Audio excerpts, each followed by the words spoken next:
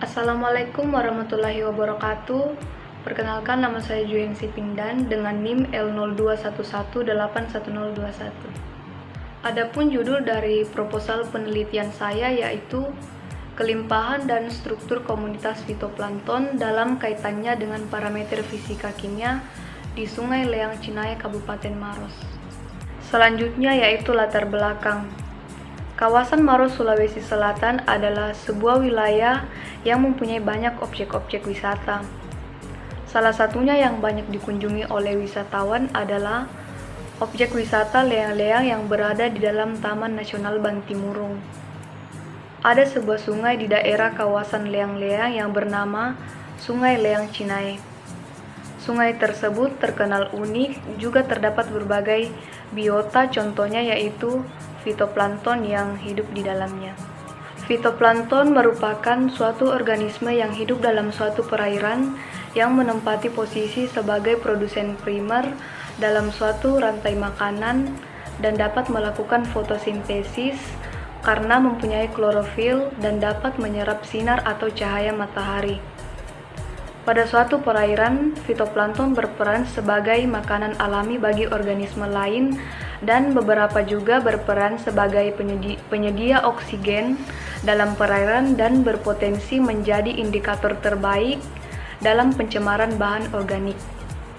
Kelimpahan dan komposisi fitoplankton dapat berubah-ubah dalam berbagai tingkatan yang termasuk respon mengenai perubahan kondisi lingkungan, baik perubahan fisika, kimia maupun biologi. Selanjutnya yaitu tujuan dan kegunaan. Adapun tujuannya yaitu untuk menganalisis kelimpahan dan struktur komunitas fitoplankton dalam kaitannya dengan parameter fisika kimia di Sungai Leang Cinai, Kabupaten Maros. Kegunaannya yaitu hasil dari penelitian ini diharapkan dapat memberikan suatu informasi tentang kualitas perairan dan memberikan informasi mengenai struktur dan kelimpahan komunitas fitoplankton. Tinjauan pustaka. Yang pertama yaitu sungai. Sungai adalah aliran terbuka dengan ukuran geometrik yaitu penampang melintang, profil memanjang, dan kemiringan lembah yang berubah seiring berjalannya waktu tergantung pada debit air. Setiap sungai mempunyai bentuk yang berbeda-beda antara satu dengan yang lainnya karena disebabkan oleh topografi, iklim, dan gejala alam lainnya. Sungai yang menjadi salah satu sumber air tidak hanya menampung air tetapi juga mengalirkannya dari bagian hulu ke bagian hilir. Sungai juga mempunyai fungsi menampung debit air dalam suatu daerah tertentu dan mengalirkannya ke laut. Sungai itu dapat digunakan sebagai pembangkit listrik, pariwisata, perikanan, dan lain-lain. Dalam bidang pertanian, sungai juga dapat berfungsi sebagai sumber air yang sangat penting untuk irigasi. Yang kedua yaitu fitoplankton. Fitoplankton dalam suatu perairan berperan sebagai parameter ekologi yang dapat menggambarkan kondisi atau kualitas suatu perairan. Fitoplankton merupakan dasar produsen primer mata rantai makanan di perairan. Cahaya matahari sangat dibutuhkan dalam proses fotosintesis. Fitoplankton dapat hidup baik di tempat-tempat yang mempunyai sinar yang cukup. Fitoplankton dapat ditemukan pada lapisan permukaan laut saja. Fitoplankton lebih banyak dijumpai di tempat-tempat yang terletak di daerah continental shelf dan di sepanjang pantai, karena pada daerah tersebut biasanya terdapat banyak bahan-bahan organik. Yang ketiga yaitu kelimpahan fitoplankton. Dengan adanya kelimpahan fitoplankton pada suatu perairan, maka dapat memberikan informasi tentang produktivitas perairan karena merupakan suatu ukuran kemampuan perairan dalam mendukung kehidupan organisme atau ikan-ikan yang hidup di dalam perairan tersebut. Yang keempat yaitu struktur komunitas fitoplankton. Komunitas diklasifikasikan menurut bentuk atau sifat struktur utama seperti misalnya bentuk-bentuk hidup atau indikator-indikator jenis dominan, dan habitat fisik dari komunitas. Keanekaragaman, keseragaman, dan indeks dominansi merupakan parameter yang biasanya digunakan untuk mendeskripsikan struktur komunitas. Untuk mengetahui kondisi suatu komunitas tertentu, maka menggunakan parameter keanekaragaman jenis karena parameter yang biasa digunakan dalam parameter ini mencirikan kekayaan jenis dan keseimbangan dalam suatu komunitas. Yang kelima yaitu parameter fisika kimia perairan yang mempengaruhi struktur dan komunitas fitoplankton. Parameter fisika kimia perairan merupakan variabel yang berperan terhadap kelimpahan fitoplankton. Parameter fisika kimia perairan yang dapat mempengaruhi pertumbuhan fitoplankton yaitu suhu, salinitas, kecerahan air, arus, dan oksigen terlarut atau DO. Selanjutnya yaitu metode penelitian.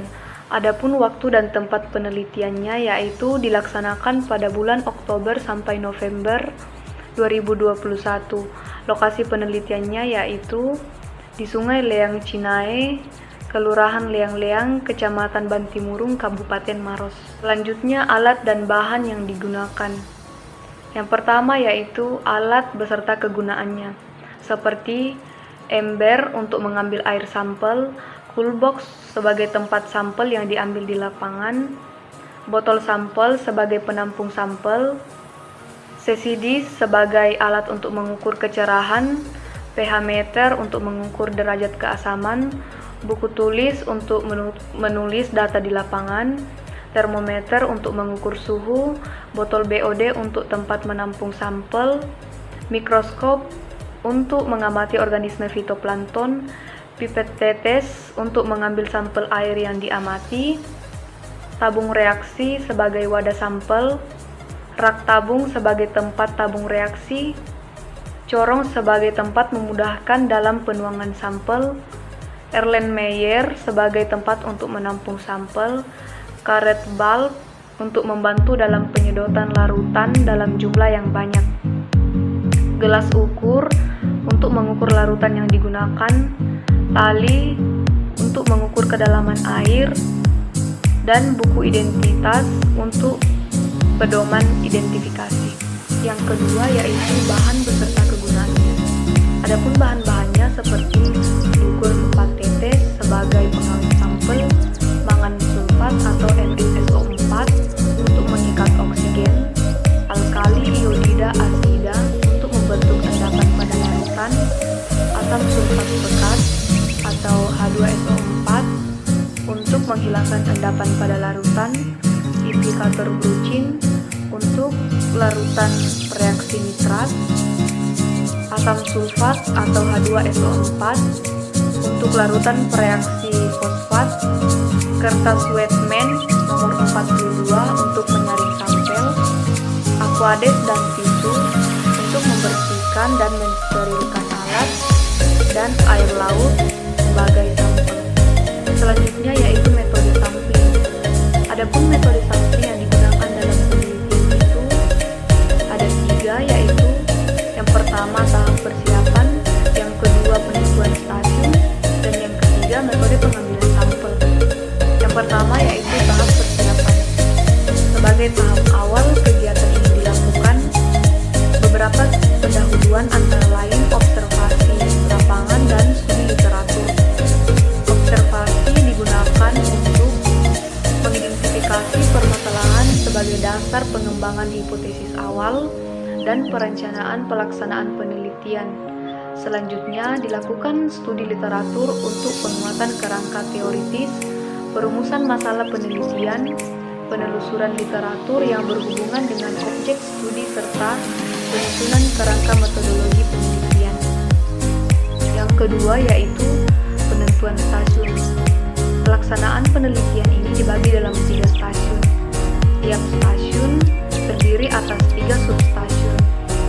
Stasiun yang pertama terletak tepat berada di daerah reklamasi pantai.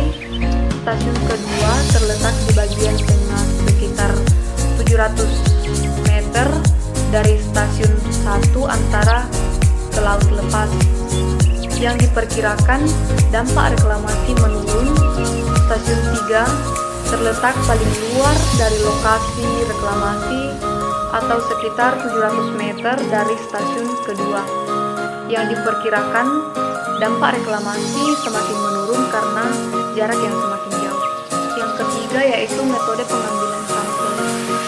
Adapun cara yang dilakukan yaitu yang pertama, pengambilan sampel air dilakukan pada masing-masing stasiun yang terdiri dari 3 substasiun dengan interval waktu siang hari antara pukul 10.00 sampai 14.00 WIB.